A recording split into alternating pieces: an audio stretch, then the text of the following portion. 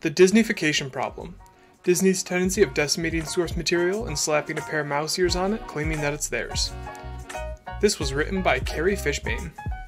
If you've taken a gander at my page on the Hollywood Insider website, you'll see that I am slightly unhealthily obsessed with Disney.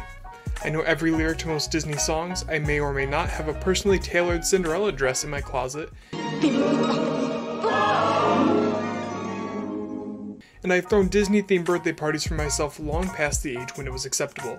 So yeah, if you think you're a bigger Disney fan than me, just try beating me in a Sleeping Beauty trivia contest. I'm talking to you, first graders. Unfortunately, there is a side of Disney beyond all the cute animal sidekicks and vibrato belting princesses, and it's not pretty. Disney tends to take the source material of classic stories and Disneyfy it. That means they add a level of cuteness so sappy it would put the cutest of cat memes to shame. Think about it. Do you really think Cinderella had a dozen adorable animal sidekicks helping her get ready in the morning when the story was told around Greek fireplaces 2,000 years ago? Do you think Dumbo had a cute little mouse guiding him through his journey when the first story came out in the 19th century? Do you think the original writer of Peter Pan would have the protagonist worthy of felony kidnapping charges? Well, Peter does lure the darling children away from their home to go to Neverland in the original story. Children's stories are all creepy if you look close enough. Disney needs to pander to young audiences, and they do this by taking a classic tale and stuffing them full of cuteness until they're unrecognizable. And yes, sometimes that means just adding a song or a talking rabbit here or there, but sometimes it means destroying the essence of the source material until it's completely unrecognizable. Disney takes stories that have meaning and morals that were told for a purpose and strips that purpose away. Not your mama's fairy tales, but probably your great-great-great-grandma's. In the old days, fairy tales were used as cautionary tales to warn readers against being immoral. That's why the majority of them were so dark. Take Villanueva's Beauty and the Beast, in which Beauty's family threatens to disown her if she does not return home from the Beast's castle. I thought I told you to come down for dinner! I'm not hungry! You'll come out or I'll break down the door! Or in the Brother Grimm's Snow White, when the evil queen is forced to dance in iron shoons on a fire until she dies.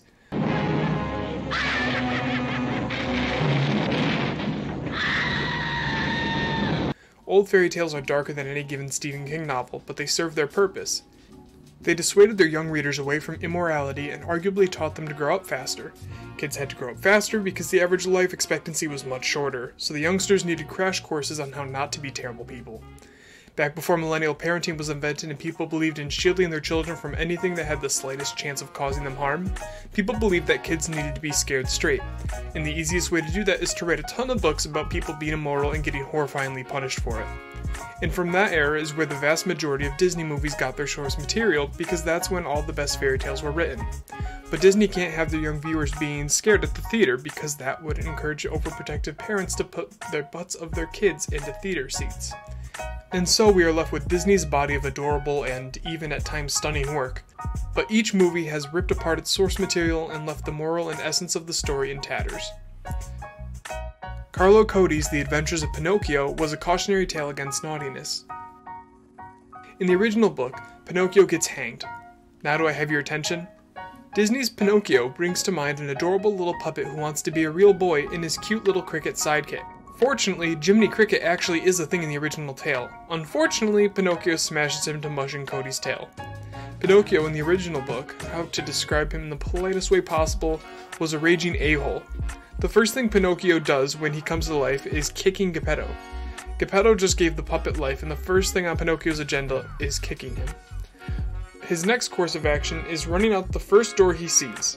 After seeing Pinocchio running around on his own, authorities arrest Geppetto, and Pinocchio does not give a. Pinocchio returns home because naturally he's hungry after getting the man who gave him life arrested. Here, he meets Jiminy Cricket, who warns him about disobedience and naughtiness. After seriously considering what Jiminy is saying for all of 5 seconds, Pinocchio smashes him with a hammer because YOLO. Pinocchio's behavior continues like this until he's eventually captured and hanged. Even back in the day, the public thought this was too dark and wrote angry letters to Cody until he wrote a sequel where Pinocchio is rescued and continues being an a-hole. I'm not implying that Disney should have made its puppet protagonist a jerk, but what's the point of adapting a book if you eliminate the message the book was trying to convey in the first place? Now, millions of people can hum along to I've Got No Strings. They got strings, but you can see there are no strings on me. But almost no one can tell you what Cody's story was really about. How would you feel if you wrote a book only to find out the movie version of your book completely destroys its message and is the only thing that people remember? I can move.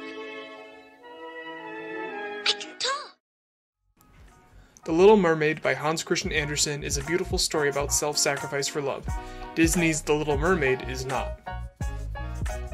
The first image that pops into your head when you think of The Little Mermaid is probably Ariel exploring the depths of the ocean with Flounder or Sebastian Reggae belting Under the Sea like it's nobody's business. We got to hear it, you got to hear it, under the sea.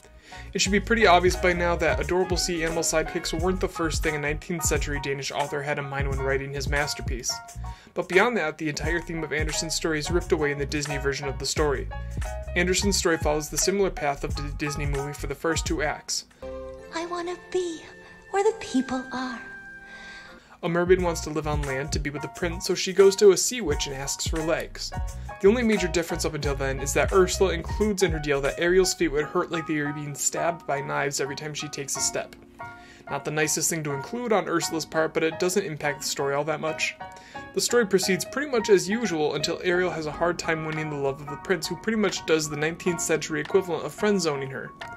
Ariel's sisters come to her and tell her that if she doesn't win the love of the prince, Ursula will kill her. The only way to save herself is to kill the prince. Ariel considers committing murder, but then decides she can't kill her true love and sacrifices herself instead.